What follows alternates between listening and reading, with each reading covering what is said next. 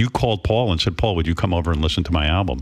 I was telling the story how you and I were talking about it. We were at a restaurant.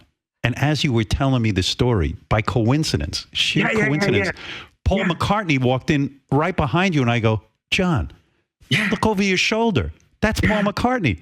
And you're like, hey, Beatle Paul, come on over here. I mean, by the way, do you think he likes you calling him Beatle Paul? I was thinking about that. He does. He asks. It was funny. I just ran into him again. And whenever you run into him, you become a teenage fan.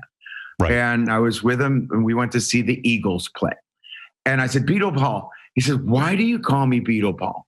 I says, because I'm too old to call you Mr. McCartney. And I'm too in reverence to dare think that, we're that close that I can call you Paul. So I said, would you like Your Majesty or Beatle Paul? And he's like, okay. Because he's a Beatle, for God's sake. And I know. He's also one of the sweetest guys you've ever met in your life. So what do you do?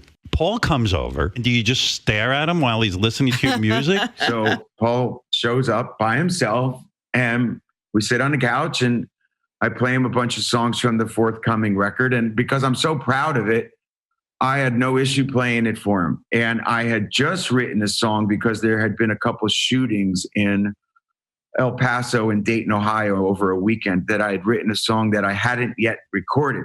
But I was so excited about this song and I was so proud of it that I actually picked up my guitar and played it for him. And that is something that 18-year-old me might have done, but 50-year-old me would have been too scared.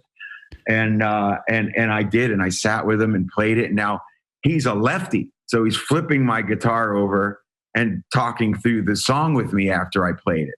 And, you're sitting there in your mind playing it over and over and over because it's Beatle Paul. And when Paul is sitting and listening to your new album and you're proud of it, and what are you looking for? You're looking for him to start tapping his toe, to bob his head. What is he doing at that point? And are you completely focused on staring at him? Because to me, it sounds like torture to be watching Paul McCartney listen to something you just gave birth to.